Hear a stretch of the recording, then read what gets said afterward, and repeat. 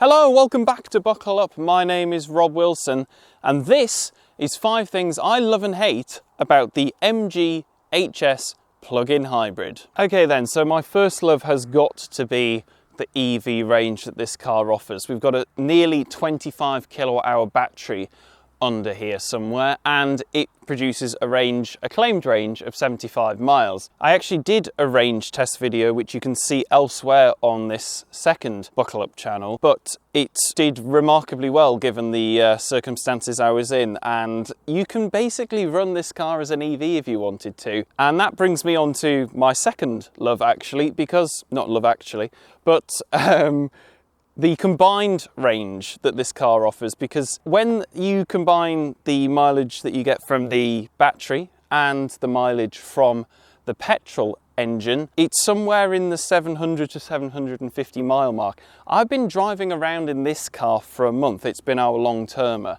and I am shocked at how little petrol I've had to put in it. I have put exactly 30 pounds of petrol in this car during my time with it, because yes, I've been charging up on the house occasionally, but yeah, you just don't really need to. I've done massive journeys. That's the only reason I've had to put the petrol in the first place, is because I've driven to Wales and back from the northeast. So yes, it is seriously impressive. My next love is what's going on under here. It's the powertrain of the vehicle, because it is really rather impressive, especially when you take into consideration the price. But we've got a 1.5 petrol engine, turbocharged, and then the battery, and that gives a combined output of 300 horsepower and a 0 to 60 time of around 6.8 seconds. And that really, in a family car, is not to be sniffed at. It makes it much more powerful than its closest rival, the BYD Seal U. I of course also hinted at my next love, which is the price. It is genuinely astonishing that this car is less than £35,000 for this spec as well. As you see it, with the plug-in hybrid, the top spec trophy trim, it is under £35,000. That makes it cheaper than its closest rival, the BYD Seal U, and pretty much all of its other rivals out there as well. In fact, we had a Toyota Prius, which is not a family car. It is a hatchback, or an Uber to some people, and obviously that is compromised in terms of the amount of space it has. Doesn't have a massive boot like this, doesn't have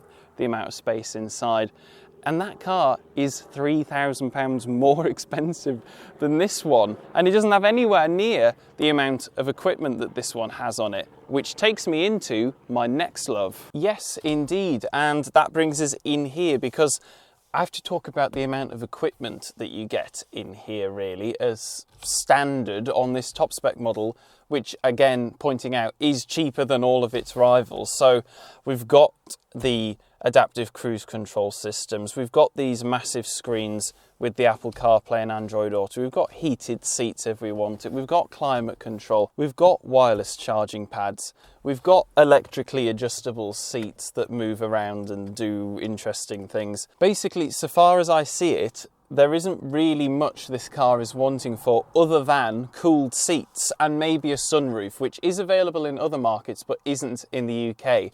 So I can't really penalise it for that too much, but that is literally it. And I think that this car represents astonishing value for money, not only in equipment but the other areas that I've talked about as well. However, it can't all be good news, so I will start off my dislikes. I won't say hates. Hate's a horrible intensive word, isn't it? With the MG Pilot system. Now this is sort of a 3-in-1, because the MG Pilot itself is fine, but it is just a bit frustrating and a bit twitchy, and it's not the greatest. It's not as complete as I think other rivals' self-driving systems are. So that would be one of the 3. The second is that every time you get into the vehicle, you have to go into the screen and turn off the speed warning, because it is incessant and it reads the signs incorrectly. So you have to go into the screen, you have to go into the MG Pilot, you have to scroll down, and then you have to scroll all the way down to the bottom of the menu and then turn it off and then confirm it, all within the screen. There is no button externally that allows you to do that. So it's very frustrating every time you get in that you need to do that. That's number 2. And then number 3 is this little fella up here, which is the driver awareness monitor. Now that is a infrared camera that's staring at my face, and it's monitoring it to see if I'm looking where I'm going. And for some reason, it does not recognize my face correctly, because it seems to think I'm asleep at the wheel all the time.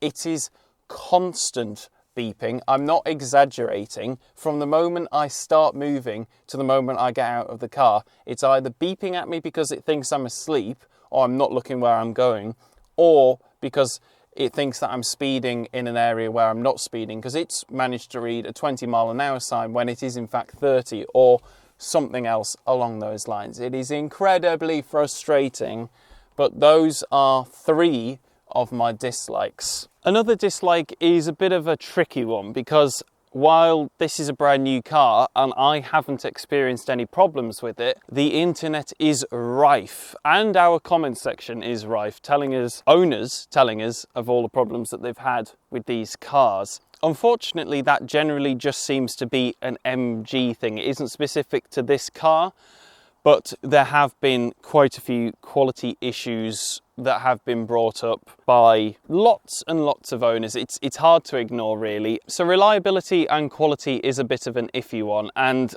while normally I'd be like, well, at least it's got a 7-year warranty, that's been a bit of a nightmare for customers as well, because they don't seem to honour a lot of stuff on there. I mean, you tell me your experience, but that's what we've heard. So, next dislike is, again, not really that much of a dislike. The driving dynamics are not what I would call optimal for this kind of car.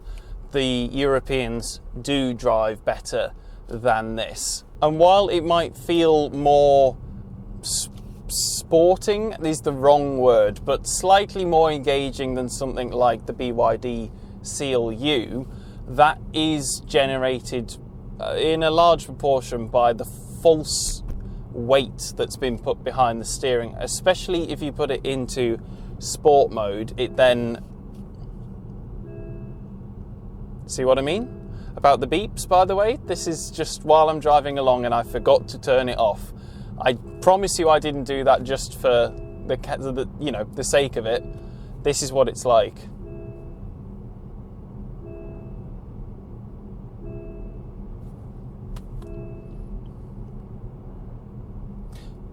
As I was saying, the driving dynamics, not as good as the Europeans, better than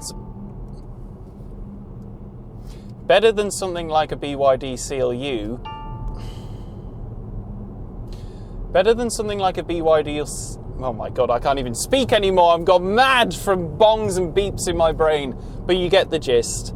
It's grown in size. I'm going to have to speak over it. While it might have grown in size over the old car, you can feel that it is not that dynamic, especially in PHEV form, because there's a lot of weight going on in here and you can feel it moving about. Not necessarily in a good way, but yeah. So that sort of rounds up everything that I had to say. So back to me. Right, okay then, so that is the end of my list, and let me know what you think about that list down in the comments, if you agree or disagree. I'm sure that it'll be mostly disagree. But thank you for watching. If you've enjoyed the video, make sure to give it a like, but please also subscribe to the channel, ding the notification bell so you never miss one of our uploads. And there's multiple ways to support us, including buying some merch, but also go and check out the main channel where there is a full review of this car. But thank you again for watching, and I will see you next time. Goodbye.